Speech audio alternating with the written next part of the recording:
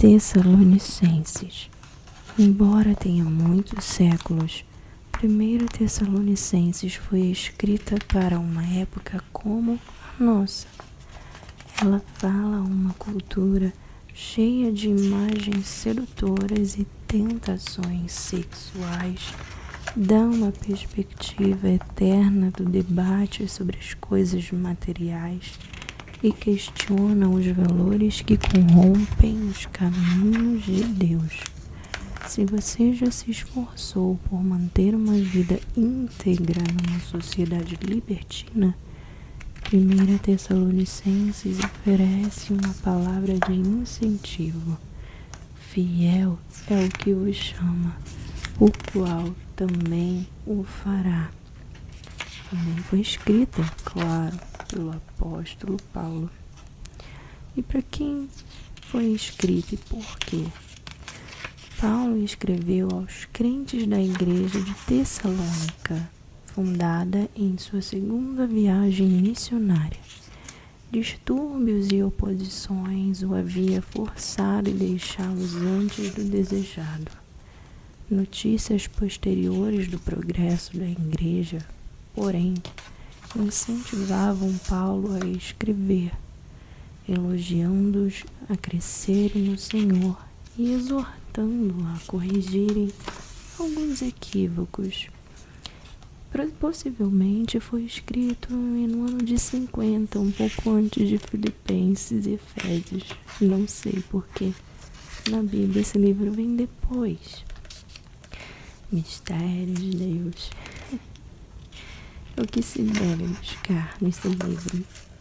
À medida que lê, observe as maneiras práticas como os cristãos podem levar uma vida santa numa cultura hostil aos valores cristãos.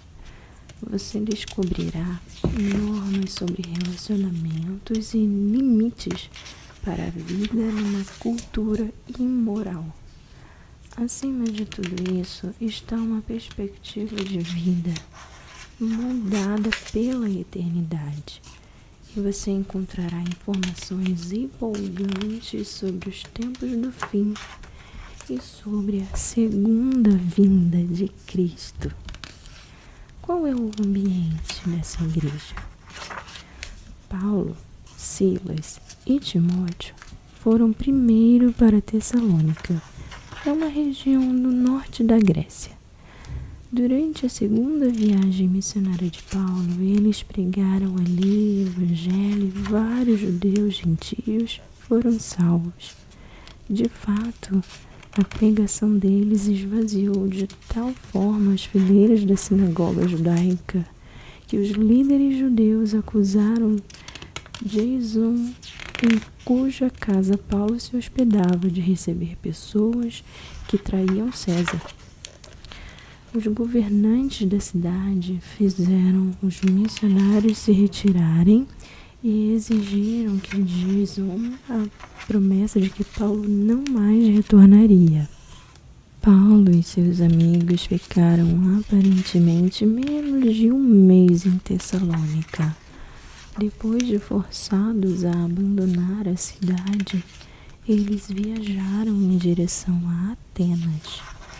Paulo ficou tão preocupado com a condição dos novos convertidos em Tessalônica que enviou Timóteo de volta para ver o que estava acontecendo. Ao que parece, Timóteo podia voltar, mas Paulo não. A seguir, o apóstolo foi para Corinto. Timóteo juntou-se a ele, levando boas notícias do progresso dos Tessalonicenses, e Paulo escreveu esta carta de Corinto. É possível compreender a preocupação de Paulo ao deixar os novos cristãos logo após a sua conversão no capítulo 3. Lembre-se de que Paulo não podia entrar em contato com eles por telefone, nem podia deixar livros e fitas gravadas com eles ao ir embora. Mas eles tinham o Senhor e as Escrituras.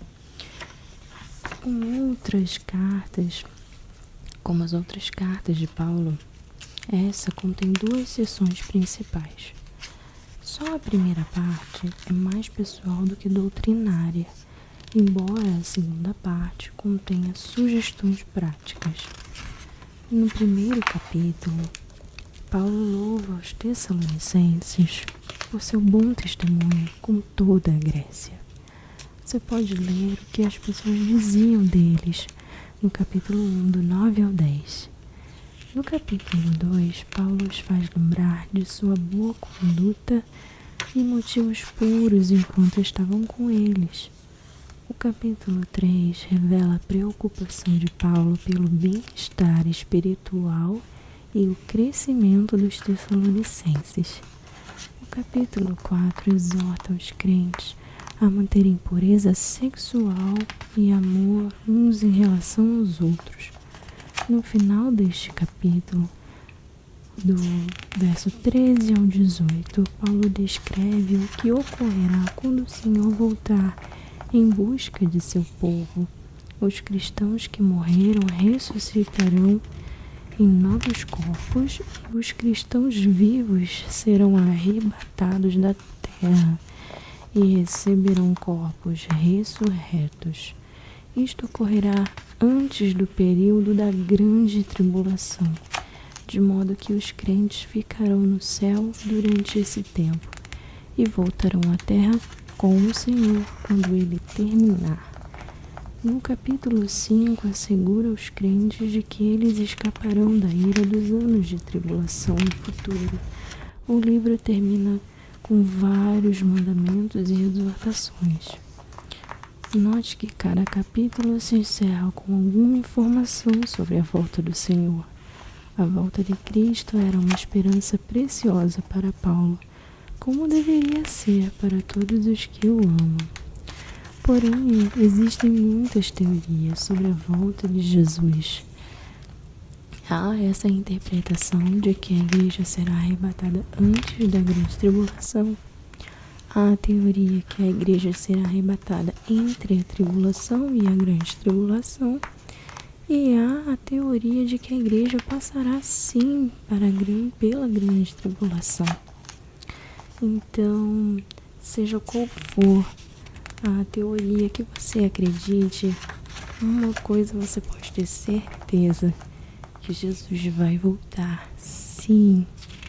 E a partir deste momento que ele voltar, não terei mais dor, não teremos mais choro, não teremos mais morte, não teremos mais sofrimento, apenas alegria e a vida eterna ao lado do nosso amado. Eu tenho certeza que você ficou muito curioso para ler o livro de Tessalonicenses. Já deixa o seu like antes de sair do vídeo. Não deixe de comentar a sua experiência com a série, com os capítulos que você já aprendeu, tudo que você está absorvendo de conteúdo. Me conta também a sua experiência pessoal com a leitura do livro. E se você é novo por aqui, se inscreva e faça parte dos Riquezas. Um beijo e até o próximo episódio.